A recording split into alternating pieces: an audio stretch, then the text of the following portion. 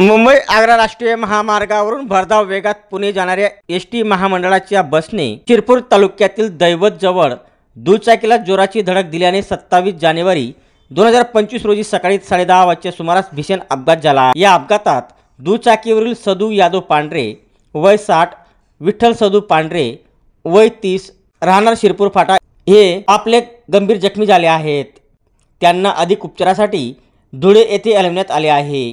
या अपघाताबाबत मिळालेल्या प्राथमिक माहितीनुसार मध्य प्रदेशातील इंदोर येथून निघालेल्या महाराष्ट्र राज्य परिवहन महामंडळाच्या MS14 BT 2845 क्रमांकाची एसटी बस मुंबई आग्रा राष्ट्रीय महामार्गावरून भरधाव वेगात पुणे येथे जात असताना शिरपूर तालुक्यातील दैवत गावाजवळ दैवत गावातून शिरपूरकडे MH19 CE 2993 क्रमांकाची दुचाकी महामार्ग रस्त्यावर येत असताना बसने धडक दिली।